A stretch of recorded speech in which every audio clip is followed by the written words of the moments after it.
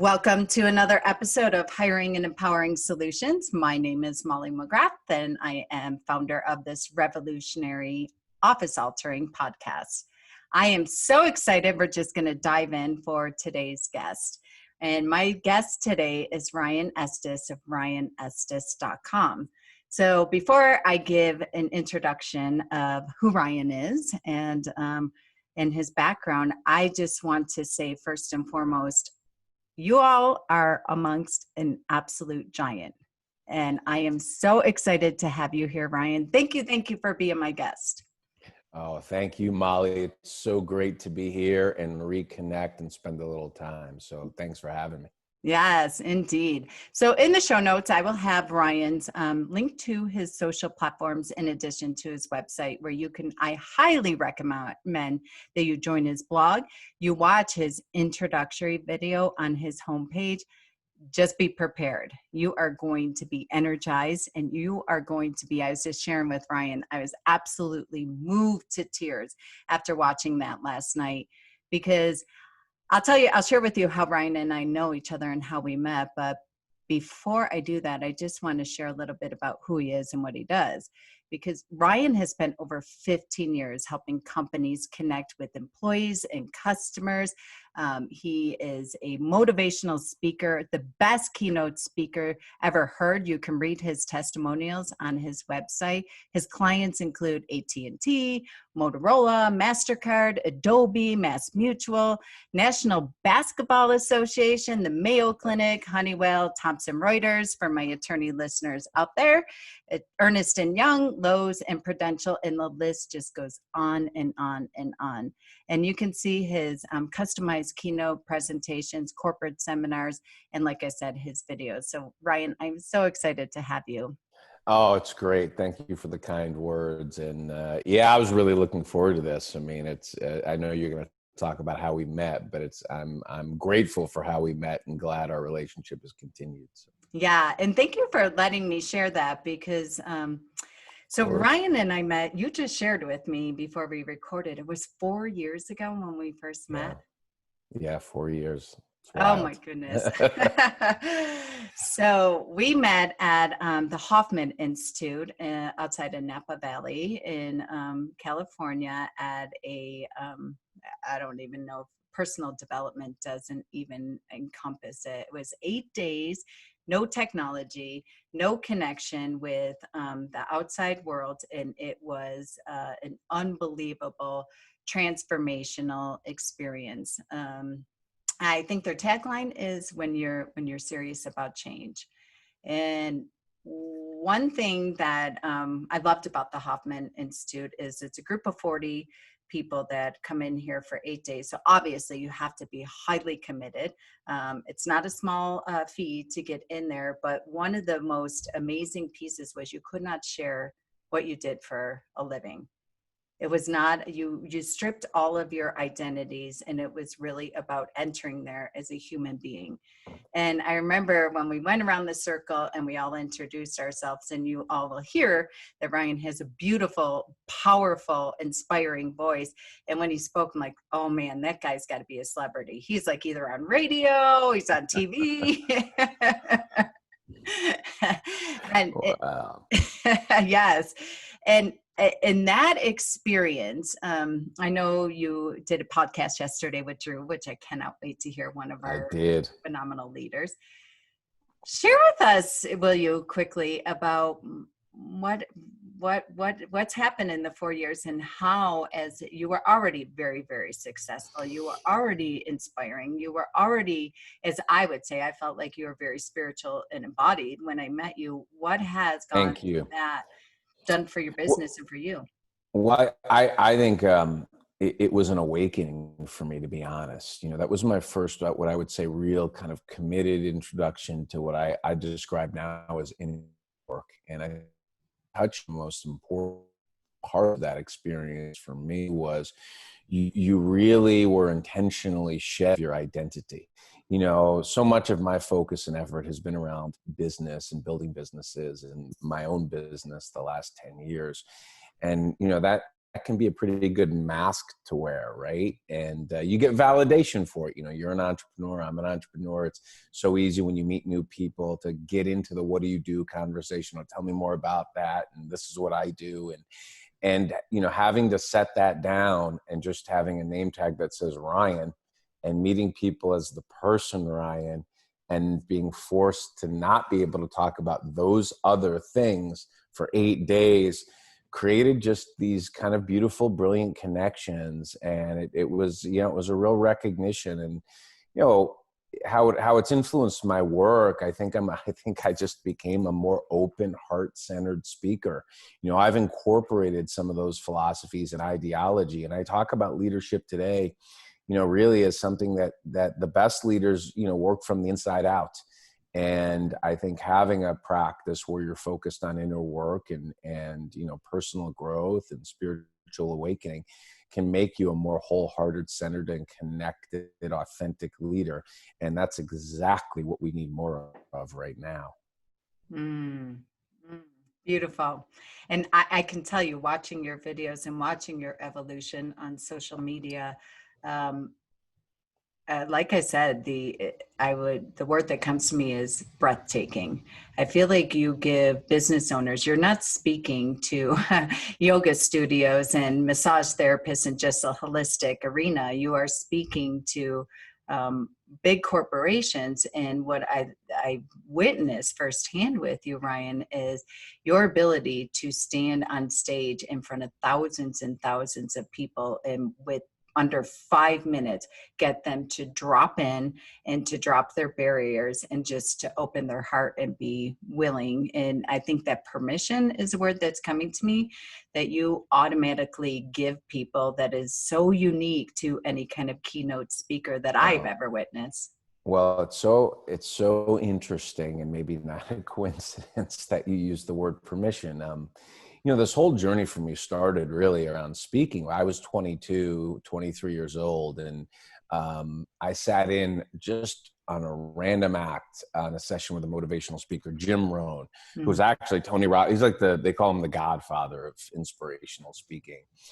And there's actually a video on my website on the About section where I talk about that. And what I talk about is that he gave me permission. He gave me permission to be more, to think bigger, and then this powerful set of tools. And I think, you know, what you talked about, kind of that open-hearted approach to the platform, to people, that's post Hoffman Ryan for sure. I was so focused on just business growth, sales execution, you know, leadership and culture influence prior.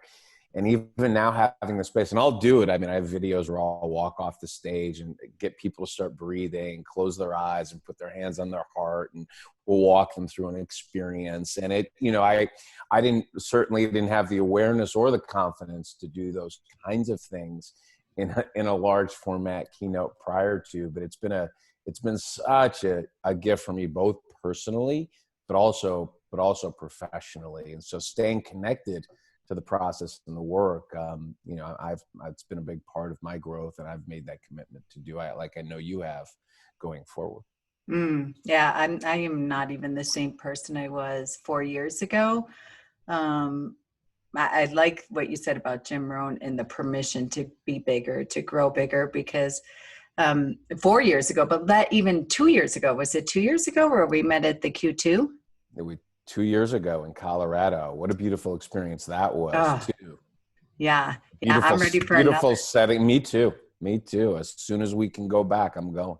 Yeah, me too. We'll have to go again. Yeah, for sure. Yeah. So talk to us about a little bit. So one thing I remember sitting here, you know, May 2020, and none of us would have anticipated this space we're sitting in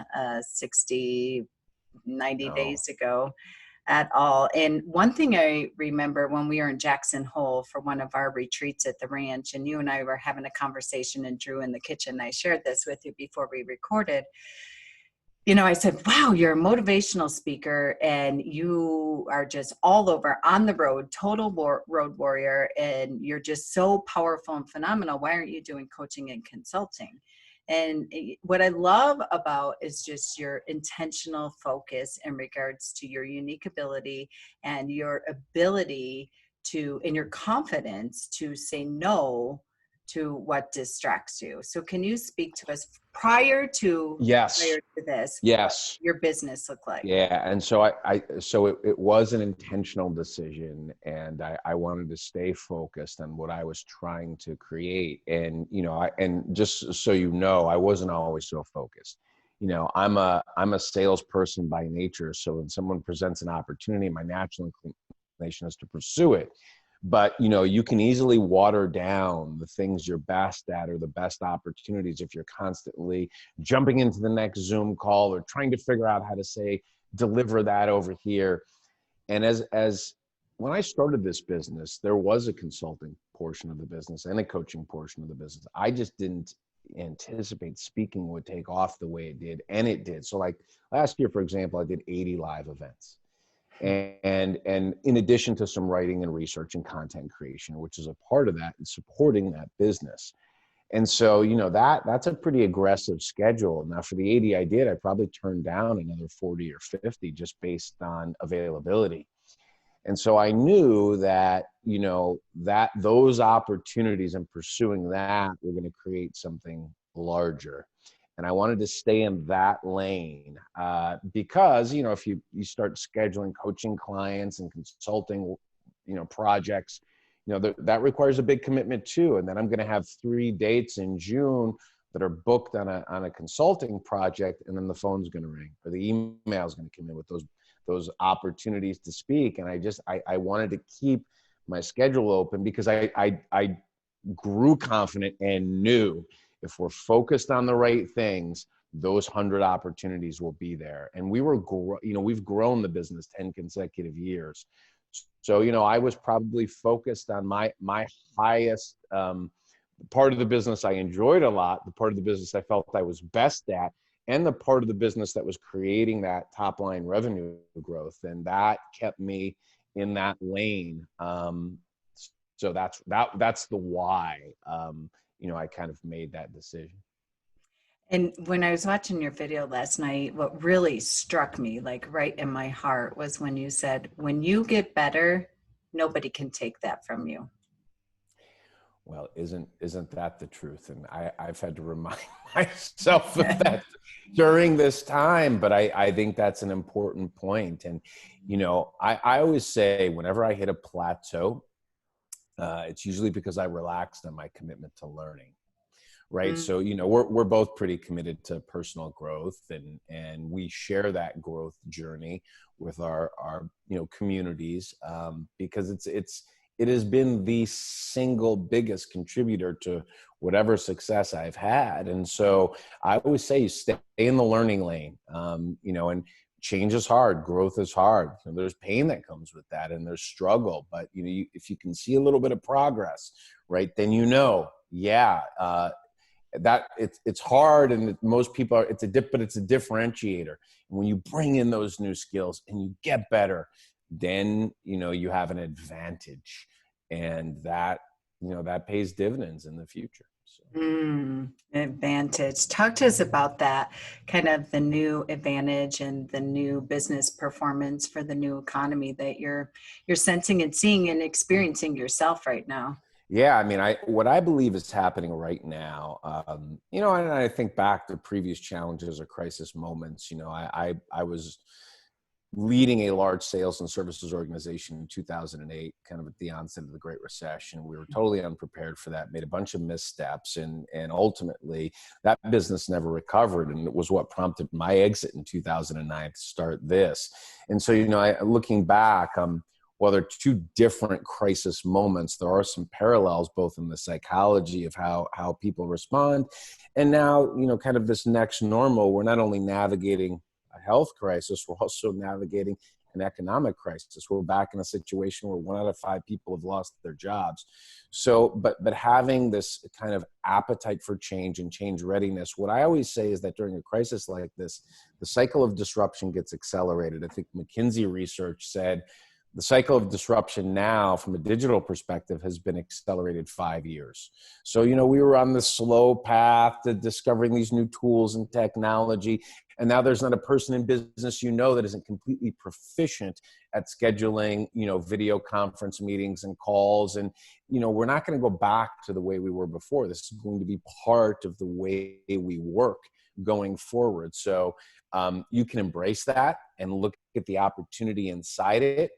And I think what it requires of a business leader is you have to ask critical questions. One of the things we're thinking about is, okay, what did our customers need from us in February? Right? How has that changed, and what do they need from us right now? And how is that going to inform what they need from us into the future? And that insight should inform how we evolve the business going forward. My belief is you have to do it in lockstep with your customers. And so I'm a big advocate of having a client advisory board, right? Getting close to the customer, building those intimate relationships. And if you have them, customers will inform you on how to move your business. Client advisory board. I love that. That's phenomenal. So here's a question for you. You're a road warrior. 80 events in a year, and you turn down probably 50 of them, and you were accustomed to being on a stage. A large stage in front of massive organizations. And now you're moving your business to an online platform for now. What I love about what you said when we were speaking earlier, and you kind of touched on this right now, you meet your clients where they're at right now based on what they need. And you said it earlier, and it really touched me, that this is going to be the plan for 2020. We're sitting here in May, almost June. And I know that if it's going to look this way in 2021, we're going to reevaluate. We're going to look at it. We're Right. going to assess. So you're not like hanging your hat on forever. This is completely changed. And you're not burning the boat, so to speak, as Tony Robbins says. Right. Everything. But talk to us a little bit about, because I'm sure, the energy of being in the room, it's very, very different. Your ego, could have been in play and been like, I'm not changing, I'm not moving, I'm just going to, I'm just going to sit here and wait for the world to open up again. Yeah, that's not my plan at all. And I don't think it's a good plan, because I think if that's your position, that may work out. I know people in my industry that are doing that. I'm going to take and write a book. But that's not my mind, because I think that misses the opportunity inside this. First of all, as disruptive as this has been for my business, there have been some things personally that have happened for me during this moment of pause. And I'm questioning, what part of what I was doing before do I want to return to? Is living a third of your life on the road by yourself in hotels the quality of life you want to continue to replicate it? It's very profitable, but is that overall creating the balance and perspective? And what part of running back to that is about ego and identity versus asking a deeper question? Does this support the next phase of my journey? And so, for us, obviously the business implications, yes, we've had to evolve and create, because our clients are asking for it, right? I'm doing 2 virtual meetings I have one tomorrow morning, one Thursday morning. That's what our clients need right now. But I think you have to look at the opportunity inside the challenge. And so I'm a big fan of decide and commit. Like, make your decisions, commit to those decisions, be relentless. This is a decide and update moment, because there's so much uncertainty, right? So you now have to have a willingness to decide and then course correct as new information unfolds. So we're in this decide and update phase of our modeling and planning going forward. But my belief is that if you can embrace the opportunity in the moment and educate yourself, right, get proficient on virtual capability, speaking, develop the right partnerships in studio, at home, technology, all of it. I don't ever believe when it comes back, whether that's 2022, we'll have a business where I'm just doing 80 keynotes. We're going to have a business where that's an offering. And then we build other opportunities around it. So the 1 hour keynote is now turning into the 1 hour keynote and then 4 quarterly virtual meetings, and then a strategy meeting with the senior executives. And I'm already seeing that. Clients we met with in January and February. In fact, I did a huge, I'll say the company, I did a huge keynote, a big sales meeting for Pfizer in February. And I'm doing a virtual meeting for them tomorrow morning with the same 1,000 people. And so I see, wow, it's deepening our client relationships and the impact that I can have. And that continuing education and throughput, that's important. That's what we want to make an impact. That's why I do this. And so I think there's going to be different kinds of opportunities going forward, where we'll have clients that we support for years. And that's beautiful to me. So 18 months from now, I'll have a better business and I think a better life. And that's good. Yeah. Oh, it's great. Yeah. Thank you. I love that you keep using the word impact. I don't know if you could read my whiteboard over there, but that's a word that's up there. It's impact. And when I'm done using it with my clients, I erase it and I write that word so I see it when I go in and out of my office all the time. I mean, maybe that's not a coincidence. Maybe, yeah. And so I have a Sunday newsletter. I distribute it. It's free. We have a new video every week and then content about a subject. And we call it Prepare for Impact. And the whole idea is that we're going to provide 1 or 2 ideas that you can take this week to maximize your impact. And so my whole thesis is about impact. So that's really kind of what I'm called to do. And it's a question of, are we making the impact we want to make? How can we make a bigger impact? Yeah. And, we were talking earlier, and again, this can be in the show notes. I highly recommend that you follow Ryan and get on his distribution list. It's just value bomb after value bomb and heart-centered, not just all about the business. And you'll see it from the first video on his website. But one thing I love about when we were talking is that, you went from being on stage and traveling all the time. And then now you're embracing and you're learning this new virtual world, if you will. And when we were speaking earlier, so you settled in there. And now you're like, okay, I got to get back to my mojo. I got to get back to my embodied centered of what works for me so I can create that impact and I can resonate. And you talk so much about the connection that I know you are such a heart-centered connected person. And I see that even on your videos, even if we never met. And one thing that comes to me is that you said, okay, now I'm gonna look, how do I up level this and really make it the Ryan Estis experience and make it my own so I can deliver that value. So for example, you sitting down and doing this video, that's not you. Like, you have to be large, and not from an arrogant ego place, but just to be able to summons that emotion and the energy and the experience. So you're like, okay, now we're going to start rethinking things of how I can bring that on stage experience and be able to have that mutual exchange versus sitting. And what I love about that is you're like, all right, this is what's going on right now. I'm doing this piece, and you're what I love is that you're paying attention, you're intentional, and you're saying, this works. And I could get paid for this. And I could still create value. I know I could do that sitting down for even an hour for a keynote, but is that the best version of me?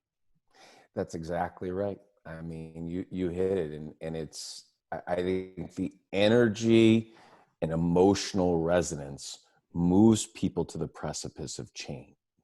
So if you want to have impact, connecting in that place is what I think gets people to the place that say, hey, okay, you know what? I'm going to go do this. I'm going to try what he said, or wow, I was moved. That let's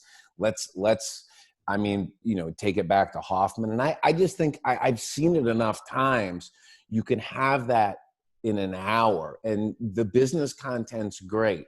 And people intellectualize that and say, well, it's a great idea to have a client advisory board, and I can talk about how to assemble one, who you'd want on it based on what you're doing in a business, and we can get tactical around that. But your willingness to actually take that step is lessened if there is an emotional resonance. So my energy matters, and my presence there matters. And looking at options to say, hey, yes, a webinar is fine, and we'll do those, and that's fine. But if somebody really wants that other thing, how can we deliver it in this virtual landscape? And putting the right partnerships in place and understanding the technology. And we're doing it. We've done pre-recorded keynotes. We're live streaming, where I'm on a sound stage with a branded background, multi-cameras, and I'm in that space. And that, I think, that's part of our way forward, right? So. Yeah. Oh, wow. You're already up leveling and we're only, a few months in. So yeah, I had the first month was, look, I think in any change is hard. And this wasn't an intentional change. This was a forced change of that. So, that it's very emotional. I mean, the confusion, the uncertainty. I never would have thought, I never even considered the notion that we would have a crisis in our country where the government would say, the business you did around events and gathering, that's not allowed anymore. And so you can't do your job anymore. And that's a shocking realization to think, wow, okay, I'm in the gathering business. I need groups of people together, and people want to be together. We're social animals. And so, okay, thank God for the technology, right? I mean, and so if we can't do that, what are we going to do? And I do call it a bridge strategy, because I, like a lot of people I know, I want to get together again. And not just for me personally. I want to go to a graduate workshop with you and go see a Lumineers concert and go see a Dallas Cowboys football game. And go to my favorite restaurant, Spoon and Stable, down the street. That was part of the fabric of my experience and my ability to connect interpersonally. And I know those things are important. They're important in business too. And I believe we will again. When it's safe, we will again. Yeah. Hey, sidebar note. Did you know that the Lumineers are from Colorado? I did. I'm such a fan. I know the lead singer's mom. Do you really? Yeah. I'm like obsessed with him. And, he's been great through this. He's done a bunch of Instagram lives. One of the cool things about music is just all these musicians playing from home. Oh. So, I mean, it's just been wild. There was an afternoon where I had the Lumineers, they had their whole band and, kind of in squares playing a YouTube live. And then Chris Martin was on in his house taking requests. He's like, what do you guys want to hear? He's just in his house. And someone's like, play Yellow. He's like, I think I know how to do that. I didn't know that. Wild. Yeah. Oh, you're going to have to share that link with me. I'd love to. I will. Yeah. Yeah. So what would be some of your tips for business performance for the new economy? I know I'm kind of putting you on this spot here, but just maybe some of I know you could wing it. Not at all. I think a couple of things that we're doing, and when we're in strategy sessions with senior executives, we're recommending, and these counter some of the missteps we made in a large organization in 2008. Number one, have a clear and compelling vision of the future, right? You still have a desired future state. You have objectives, things. You've got to connect people to, hey, be confident, right? And be present, increase your frequency of communication, but hold on to the things that you want to accomplish. Decide and update is so important. I think leaders have to be flexible and adaptive, willing to be decisive. This isn't a time for wait and see. This is a time to decide and update. People need to see you as confident, decisive, clear, informed. So this is a time that requires a lot of reading, a lot of research. You've got to stay informed. You've got to develop a hypothesis and opinion about your business, make decisions, get closer to your customer. That's really important. So that's a third thing. Client advisory board, if you don't have one, really think about that. But those conversations, that customer intimacy is so critical. And then just put people first. Performance and profitability will follow, right? But if you take care of your people, you take care of your customers, and look for the opportunity inside the challenge, right? So often it's in the middle of this kind of pain and adversity and challenge. 6 months later, you look back and you reflect and say, I'm so grateful for that. The Great Recession was one of my greatest gifts, right? Because I wouldn't have started my business. I wouldn't be here today. So as painful as that was to see our company fall apart and, oh my gosh, half my net worth is gone and now I'm on my own and this is so scary. I've never done this. 10 years later, I'm like, that was one of the best moments of my life. You know what? Having a relationship end, all of the trauma around that. I had a huge health scare, had a tumor in my left bicep, and going through those two things at the same time brought me to the precipice of Hoffman. That's what committed me to go on that journey and make that investment and change. And so I'm not on this podcast. I don't know you, right? I don't know Drew. And so here we are, a few years later. And again, I look back and say, gosh, that was so painful. I was so scared, so broken. And it was the best thing that ever happened to me. Adversity is a beautiful teacher if you're awake to the learning. And so look for the opportunity inside the challenge, particularly in your business. I know it's hard, but there will be companies and so much innovation that emerge so much better 12 months, 18 months of now. And they'll point back to this and say, that forced us to go here, and look at us now. Be that, go there. Wow, I am goosebumped. That, wow. I didn't know that's when you started your business. So I started my business same time through. I didn't know. Yeah, 2008.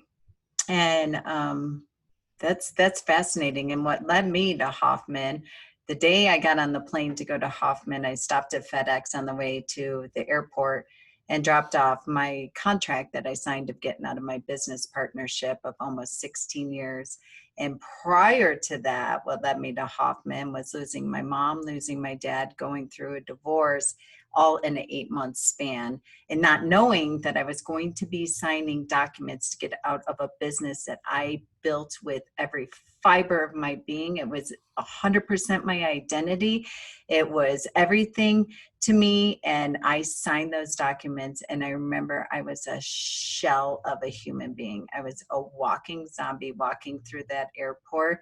And even when I got to Hoffman, I was, Hoffman for me was phenomenal. It was Q2 that really and now I'm ready for another Q2. So what I love about you, speaking of being a lifetime learner, understanding that the only way out is through. And if you can embrace that, you can embrace the suck, so to speak, and you can embrace the breakdowns instead of white knuckling it and trying to resist it, and knowing that there is always a gift. As long as, I love what you keep saying, like, you embrace the pause, you're present, you're intentional, and you really take that time for the power of the pause and just really get still and not be sitting in a place of fear. Yeah, it's fearful. Yeah, it's scary to start a business in 2008, to go to Hoffman for 8 days. You have no idea what the hell you're getting into, and to completely, especially for you and I, like entrepreneurs, to completely disconnect from our business for 8 days. It's so interesting. And I think that there's a lesson in that, so when I always say Hoffman found me, I had never talked to anybody that'd been to Hoffman. I'd never heard of it. It was a random late night scrolling through Instagram. Somebody posted something. I hit a link. I ended up on the website. So I didn't even know what it was. Oh, wow. Really? I didn't know beyond the website. So I had never heard of Hoffman. No one ever talked to me about it. I didn't know another human that had ever been. And I got on the website and I started reading, and I said, I just was called to it. I can't explain it. It's so out of character for me. And then the next day I called the 800 number and I said, well, like typical me. I said, well, if I come and do these 8 days, is there like a center where I can work a couple hours a day and run my business? Oh, no.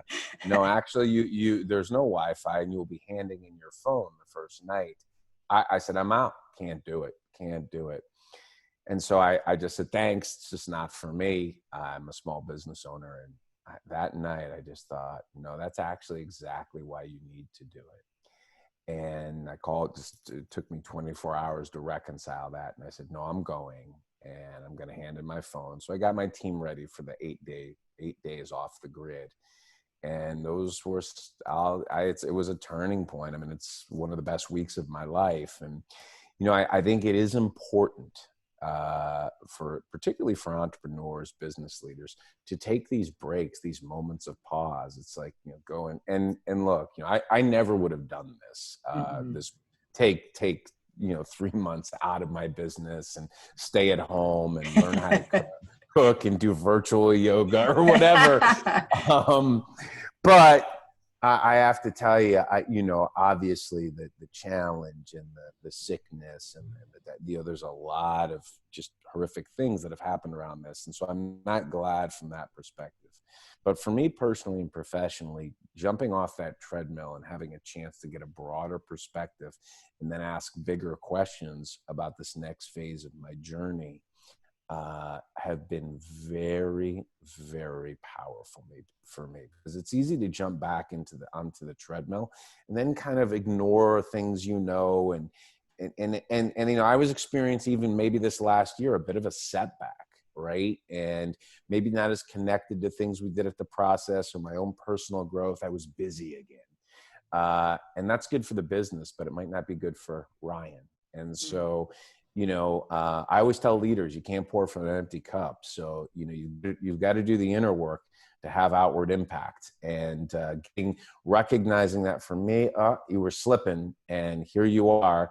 And now in the last 2 days, I've been invited on podcasts to talk about Hoffman and reconnect all of that. Coincidence? Maybe, maybe not, but it's certainly reinforcing for me. Right. And you said it. No, that's not a coincidence, Ryan. Pay attention. And so I am, and I know, and I told this to Drew yesterday, and one of my teachers, I'm going to tell one of my classmates and favorite people today, hey, that for me to stay on my path, to stay on the right road, I need to do the work, and committing to that again in this moment of pause has been it's been a beautiful, powerful, appreciated reminder. So thank you for whatever prompted you to reach out and schedule this, because there's a deeper meaning in that to me too. What really prompted me, I've been watching your videos and your podcast, your blogs and things of that nature, and you posted something a couple weeks ago when I reached out to you about this time, and it just moved me so much. I mean, every single word that you was vulnerable and absolutely raw, and so resonated with me, and I knew it would resonate with my listeners. What would you say, Ryan, was how do you make that shift, if there's kind of one secret, if you will, in regards to being where you were, national keynote speaker everywhere, on the road, 80 events, and then, having the breaks, the rug pulled out, so to speak, if someone chooses to engage with that mindset. Like, for you to sit here today on May 19th and say it was a blessing, a gift, I'm grateful for it. What would you say was the secret for you to adopt that mindset? And I know you have such a healthy mindset to begin with, but it's a trigger. Of course. And so it's a 2-part process. So part one is remembering and reaffirming and reconditioning myself to just know at a deep level, that's not who I am. That's just what I did. That's just my work. It's not me. And so if I never did that again, I'm still me, and I'm okay, and I'm here, and I'm healthy. I have my mind, all my experience, and I can leverage that to have an impact somewhere in the world. And if I'm shifting, maybe there's a reason for that. And so pay attention, be present to this experience. And so we both talked about identity a lot. For so much of my life, my self-worth was attached to my performance externally. I grew up that way, and the society conditions us that way. It's reinforced at every turn. Oh, you have a successful business, you're an entrepreneur, you're a speaker. And so, okay, that's temporarily taken from you. What's the lesson in that? So just reframing it. Instead of saying, why is this happening to me? Be curious, ask this question. Well, what can I create from this? What could I learn from this? What a better question. And so that immediately shifts your thinking, your perspective, your curiosity, your journaling, all of those things. And then so there's that. And I didn't feel this way in 2008. In 2008, I was overwhelmed with anxiety, fear, couldn't sleep, identity robbed, felt totally unsuccessful, vulnerable, weak, afraid, lost my confidence, all of the, but I've been through this, and I can look back and say, this is the best thing that ever happened to me. What if this is another one of those moments? Oh my gosh, it's here. It's here to go on my further journey. And all of a sudden, these people that are heart-centered people are coming back into my life, connecting. We're in these conversations that I wasn't having last year, and so I think it's paying attention to that. Then the next step, and this is important too, that's not enough. Then it's the action. So you ask yourself, I wrote a blog post about this you could connect to. Who do I want to be June 1st? Yes, I asked myself that, right? I asked myself that in April. Who do I want to be? How do I want to be physically, mentally? What am I going to read? Who am I going to talk to? What am I going to do with my body? All the gyms are closed. How am I going to address those things? Getting intentional about that, creating a little bit of a plan. Say, okay, now that, June 1st is almost here. Who am I going to be September 1st? What's the summer going to be like? And you kind of create a little vision and a little roadmap. So I think it's reframing the experience or the questions, because this experience is different for everybody. Look, if you have a loved one that's in a hospital bed right now on a ventilator, you're having a different experience. That's a crisis, tragedy. It's awful, right? If you're a small business owner and your business came down, that's another crisis. So I know people are in crisis and dealing with these things, but I think if you can give yourself just a moment of pause to do some reframing and set some intentions, you can move through this, even if it's painful. Look at the things we talked about: loss of parents, loss of a business, failed business partnerships, failed relationships.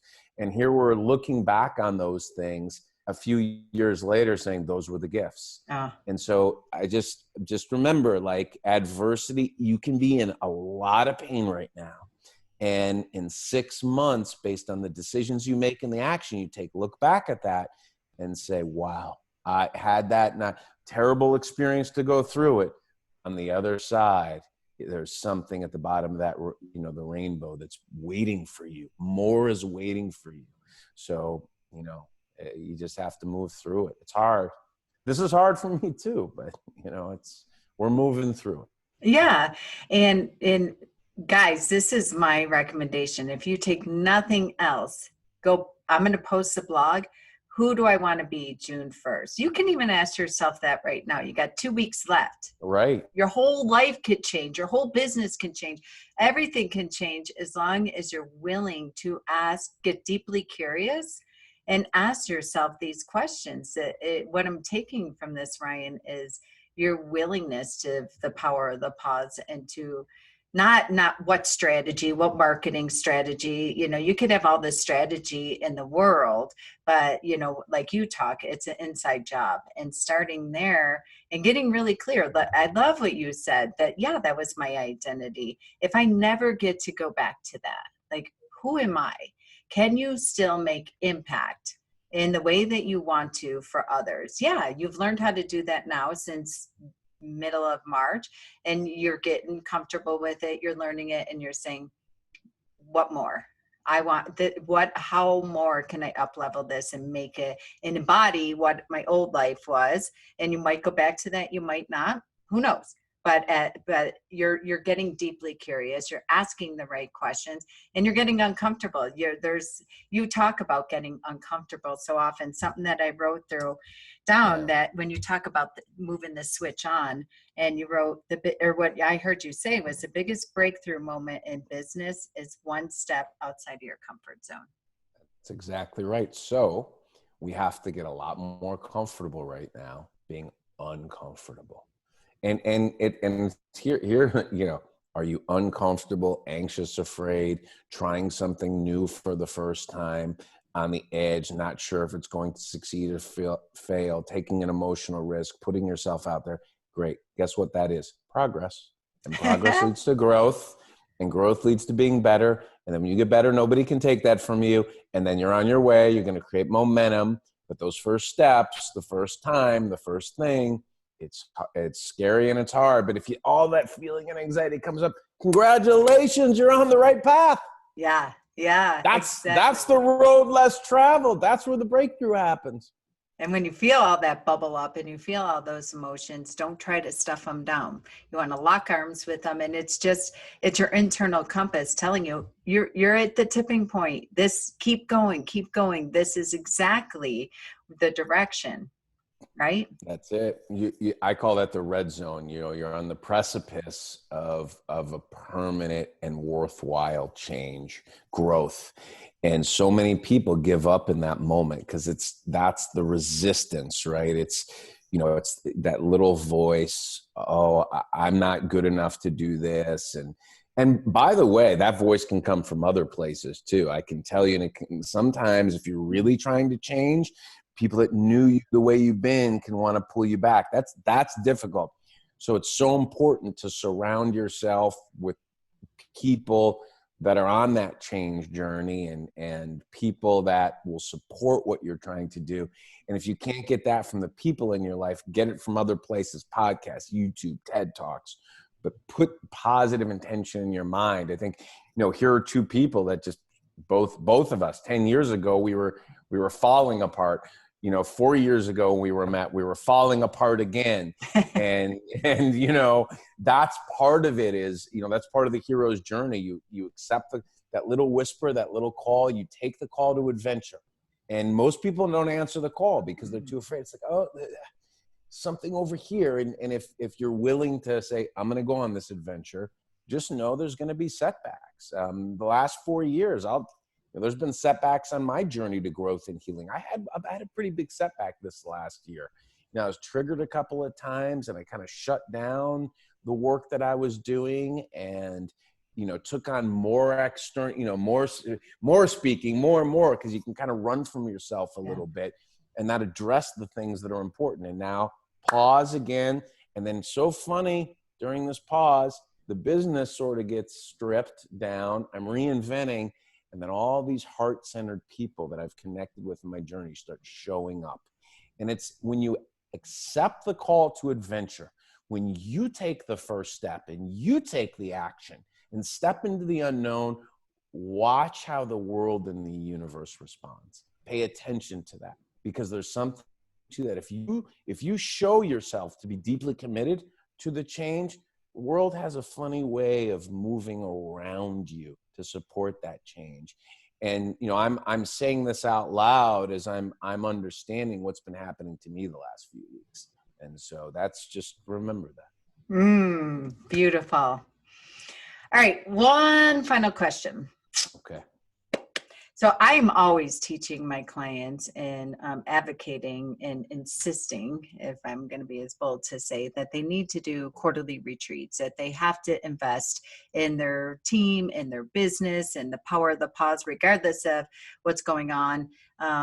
That's always something that should be a staple and a standard in their business. So why, can you speak to us about, number one, motivational speaker, rah, rah, rah. Why would I want to invest in bringing in a keynote speaker, whether virtually or what have you, for my business? And, what's a payoff other than of what I call an Oprah moment, where people feel good, but there's no lasting effect? Why invest in bringing in an outside force?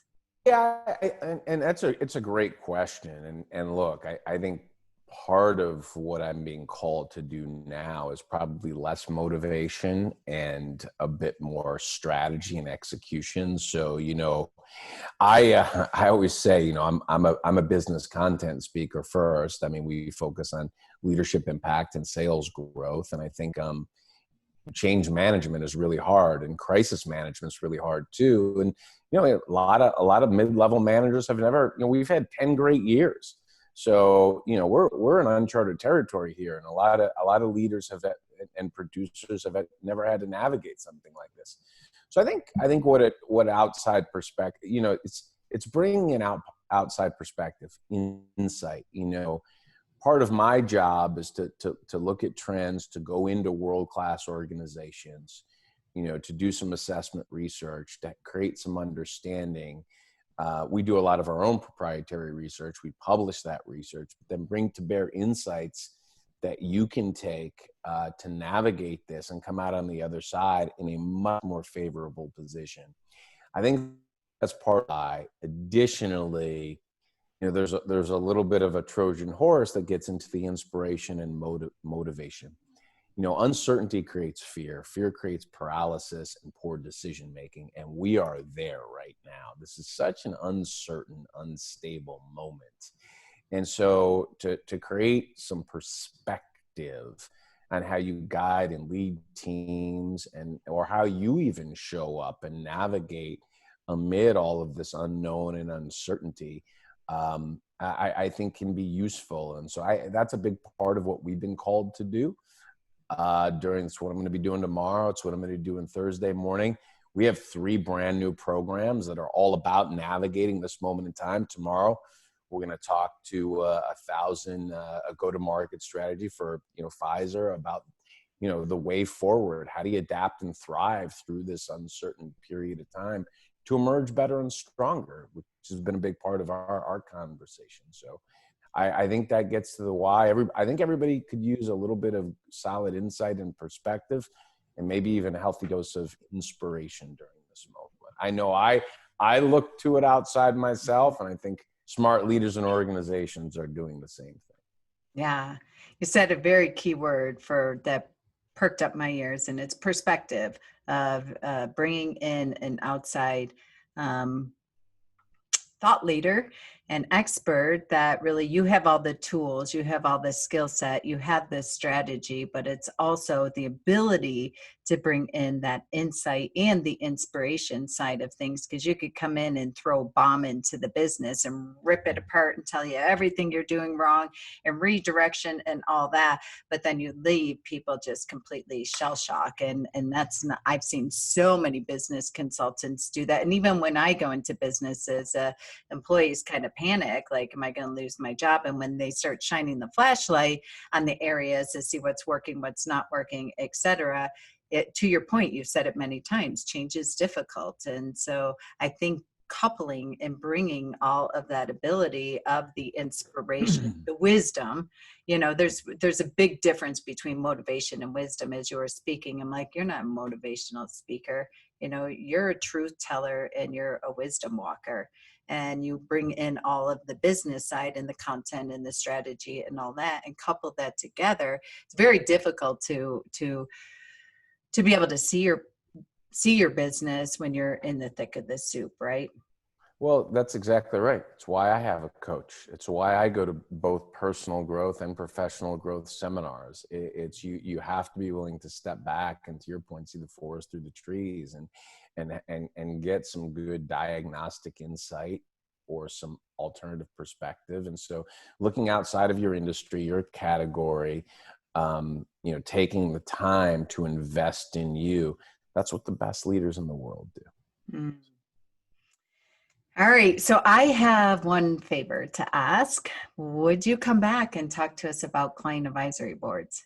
I absolutely would. Anytime. Really?